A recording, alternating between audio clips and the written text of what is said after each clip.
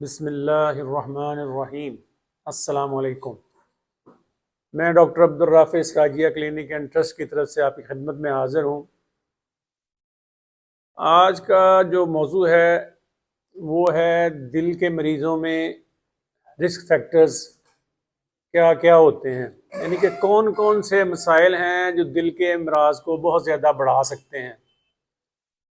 आम तौर पे ये जो दिल के अमराज को बढ़ाने वाली चीज़ें होती हैं, यही चीज़ें फालिज का बायस बनती हैं, गुर्दे ख़राब होने का बायस बनते हैं, और प्रिफरल वास्कुलर डिजीज़, प्रिफरल यानी कि जैसे खून की नालियाँ जो लिम्स वगैरह को जाती हैं, टांगों और बाजू में जो जाती हैं, उसके मसाइल भी इसी से पैदा होते हैं।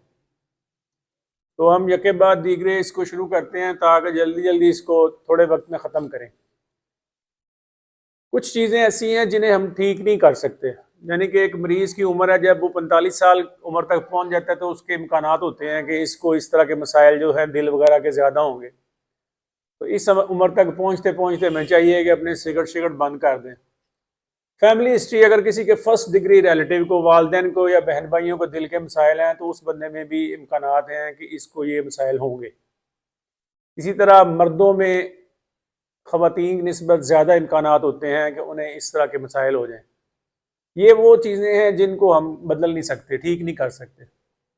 इसके बाद ऐसे अवामल हैं जिनको हम काफ़ी हद तक कंट्रोल कर सकते हैं। अगर सही मानों में मैदान मर्द की तरह कोशिश करें तो सारा ही इसको कंट्रोल कर सकते हैं।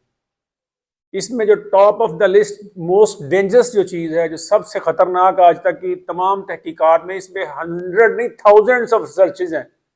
स्मोकिंग इज़ वर्स्ट, सबसे बुरी चीज़ जो है वो सिगरेट है। शुगर, ब्लड प्रेशर से, कोलेस्ट्रॉल ज़्यादा होने से ज़्यादा ख़तरनाक सिगरेट है। ये बेशुमार बीमारियां और कैंसर करती हैं, उसके बारे में पहले भी पूरी एक वीडियो बना दी गई है। दूसरे नंबर पे जो ब्लड प्रेशर आता है, जो परसिस्टेंटली मुस्तकिल ज़्यादा रहता है और कंट्रोल नहीं करते, तो उसमें ये इस रिस्क में दिल के अमराज या फालिज वगैरह में काफ़ी ज़्यादा इजाफा कर देता है। इसी तरह शुगर का मर्ज है, और कोलेस्ट्रॉल जो है वो अगर डिस्टर्ब हो जाए, सिर्फ ज़्यादा ना हो जाए, अगर इसकी तरतीब भी बिगड़ जाए तो वो भी मसाइल पैदा करते हैं। शुगर और स्मोकिंग इट सेल्फ जो है वो कोलेस्ट्रॉल को डिस्टर्ब कर देती है। ये चार चीज़ें आज तक जो मोस्ट कल्प्रिट, जो सबसे बड़े मुजरम समझे जाते हैं, वो यही हैं: स्मोकिंग, ब्लड प्रेशर, शुगर और कोलेस्ट्रॉल। इसके बाद बारी आती है ओबेसिटी की, मोटापे की। मोटापा खुद जो है वो लोगों को शुगर कर देता है, ब्लड प्रेशर के मसाइल करता है और कोलेस्ट्रॉल ज़्यादा कर देता है। यानी कि मोटापा बीमारियों की माँ है। इसके बाद जो चीज़ें सामने आती हैं वो है फिजिकल इनएक्टिविटी। जदीद दौर है, हम लोग लैपटॉप के सामने मोबाइल लेके बैठे रहते हैं। ऑफिस में काम करने वाले लोग हैं और बहुत ज़्यादा मेहनत मुशक्क़त करने की अब ज़रूरत नहीं रहती। रोबोटिक दौर है, आर्टिफिशियल इंटेलिजेंस ने बहुत सारे मसले हल कर दिए हैं। इसी तरह डाइट में हम लोग जो मन में आता है खाते हैं, बाज़ारों से खाते हैं, पिज़्ज़े, बर्गर, शवारमे, चीज़ वाली चीज़ें, कोल्ड ड्रिंक्स पे पहले भी वीडियो बना दी गई है। ये इन चीज़ों से बच जाएं, ये बहुत बड़े रिस्क फैक्टर हैं। इसी तरह स्ट्रेस, हर वक्त कोई ना कोई परेशानी, ये चीज़ें जो हैं ये दिल के अमराज में इजाफा करने वाली हैं। ये वो मेन चीज़ें थी जो इस तरह के मसाइल को बढ़ावा देती हैं। इसके बाद थोड़ी लेस नोन, यानी कि ऐसी चीज़ें जिन्हें जो ज़्यादा डॉक्टर्स के लिए हमें उसका भी थोड़ा सा जिक्र कर देते हैं। क्रॉनिक किडनी डिजीज़ के जो पेशेंट होते हैं, स्लीप एपनिया के पेशेंट, जो ऑब्स्ट्रक्टिव स्लीप एपनिया के जो होते हैं, इसी तरह इन्फ्लेमेटरी कंडीशन जो है, रूमेटॉइड आर्थराइटिस, गैंटिए का मर्ज या सोराइसिस, ये जिल्द का एक मसला होता है ये, लेकिन इसको ये एक प्री मैलिग्नेंट कंडीशन है, यानी कि कैंसर के करीब की एक चीज़ है। इससे भी जो है इस्कीमिक हार्ट डिजीज़ के चांसेस बढ़ जाते हैं। इसके बाद बारी आती है यूरिक एसिड की। मर्दों में यूरिक एसिड अगर 7 से ज़्यादा और ख़वातीन में 6.5 से ज़्यादा हो तो ये एक रिस्क फैक्टर है, दिल के मरीजों के लिए मसाइल पैदा कर सकता है। इसके बाद सम रेयर डिसऑर्डर्स हैं, यानी कि ऐसी चीज़ें जो डॉक्टर शाज़ शाज़ देखते हैं, कभी कभार देखते हैं, लेकिन जो कार्डियोलॉजिस्ट लोग होते हैं उनको सामने अक्सर नज़र आता है।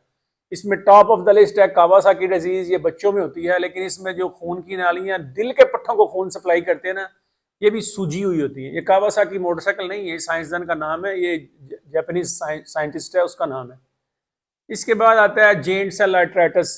इसमें भी खून की नालियाँ जो दिल को खून सप्लाई करती हैं वो भी मुतासर होती हैं, अगरचे बाकी जिस्म में भी खून की नालियाँ मुतासर होती हैं, तो ये दिल के मसाइल कर सकती। ताकायासु आर्थराइटिस, ये भी जापान में ज़्यादा कॉमन है, ख़वातीन में ज़्यादा होता है। मरीज़ की नब्ज़ देखें, अगर किसी खतून की और ना मिल रही हो तो परेशान नहीं होना, उसकी बाकी पल्सेस चेक कर रहे हैं, दिल के पीछे ना पड़ रहे हैं, हो सकता है उसको ताकायासु आर्थराइटिस हो। इसी तरह पॉली आर्थराइटिस नोडोजा जो है ये भी इसी लिस्ट में आता है, तो इस पे थोड़ा ये रिस्क फैक्टर है, इस पे भी गौर करना चाहिए। इसके बाद जो बारी आती है ना, वो है ऐसी तमाम डिजीज जो ब्लड विस्कोसिटी ज़्यादा कर देती हैं, जैसे पॉलीसाइथेमिया वेरा, इसमें आरबीसीज की तादाद बहुत ज़्यादा हो जाती है। इसी तरह सिकल सेल एनीमिया और थैलेसीमिया जो है, इसमें ब्लड विस्कोसिटी ज़्यादा हो जाती है।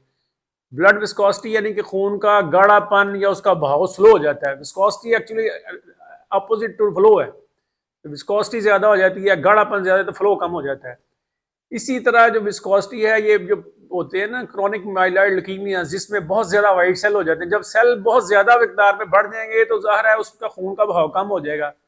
ऐसे जब जो होती हैं बाद प्रोटीन्स जिस्म में बहुत ज़्यादा हो जाती हैं, क्रायोग्लोबुलिनीमिया, तो इसमें भी प्रोटीन्स बढ़ जाती हैं तो ब्लड फ्लो कम हो जाता है। मल्टीपल माइलोमा, इसमें भी बहुत ज़्यादा प्रोटीन्स ब्लड में आती है, खून का बहाव कम हो जाता है।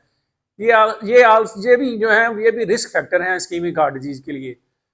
ये एक चंद गुजारिशात थी जो आपकी खिदमत में पेश की गई हैं, इस पे नज़र रखें। अल्लाह ताला जज़ाए खैर दे। अस्सलाम वालेकुम।